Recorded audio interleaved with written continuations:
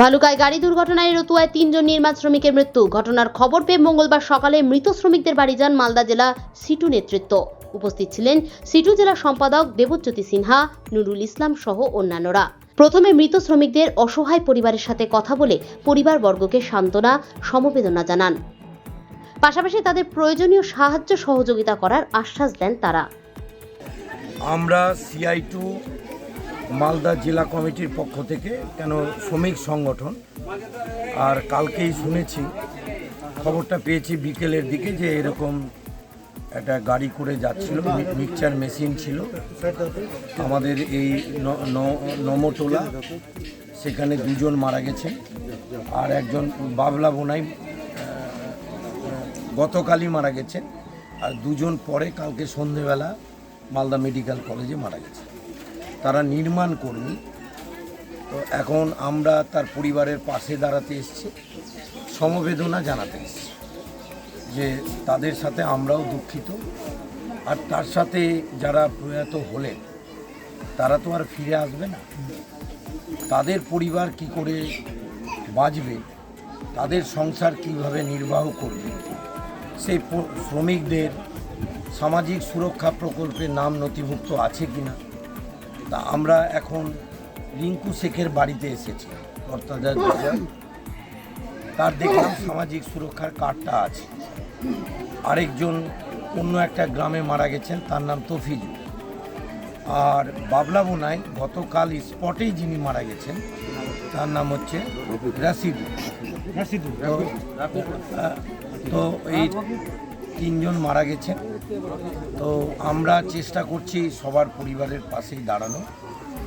যদি তারা একটা সামাজিক সুরক্ষার কার্ড থাকলে, দাঁড়াও না, যদি তাদের কার্ড থাকে তাহলে সেই অনুযায়ী তারা ফেসিলিটি পাবে, তার পরিবার পাবে, মূলত স্ত্রী পাবে।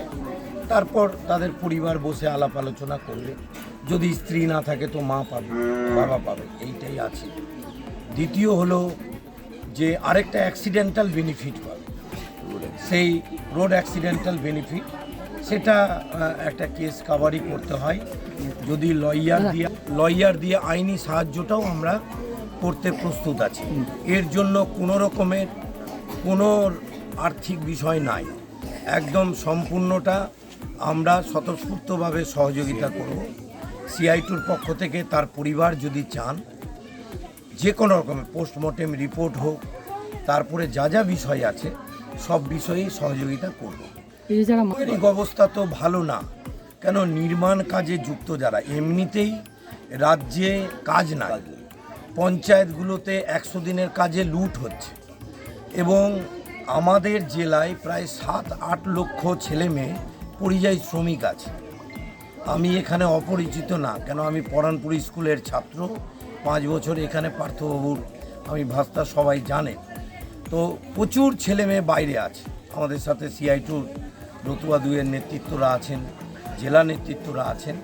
তো আজকে হচ্ছে পরিবাররা আর্থিকভাবে খুবই পিছিয়ে পড়া, তারা যাতে এই আর্থিক বেনিফিটটা পায় তার জন্য CI2 সবভাবে সহযোগিতা করে। সরকারি প্রকল্প তো সামাজিক সুরক্ষা যোজনা, তাদের দেখলাম একজনের বই আছে, এখন বাকি 2 জনের বাড়ি গেলে বুঝতে পারবো, তাদের যদি থাকে ওটা একটা বাড়তি ওরা বেনিফিটটা পাবে। খোঁজ খবর পেলাম এই এলাকার পঞ্চায়েতেরও এগিয়ে আসা উচিত, পঞ্চায়েত সমিতিরও এগিয়ে আসা উচিত। এই যে ফিনান্সিয়াল যে হেল্পগুলো হয় সেগুলো ব্যাপারে কিন্তু পঞ্চায়েত সমিতি, জেলা পরিষদের একটা দায়িত্ব আছে এবং তাদের সাথেও আমরা কথা বলি যে তারাও যাতে, এখন ওরা তো কাজকর্ম করতে পারবে না, কারো হাত কেটে গেছে। তারপরে আকবর আলী সহ আরও 12 জনের নাম, সবটা নাম তো আমি বলতে পারছি না, কিন্তু যারা আহত হয়েছেন তাদের পাশেও কিভাবে দাঁড়ানো যায় আমরা এটা CI2-র পক্ষ থেকে আলোচনা করি। Bureau news, Bangla Times.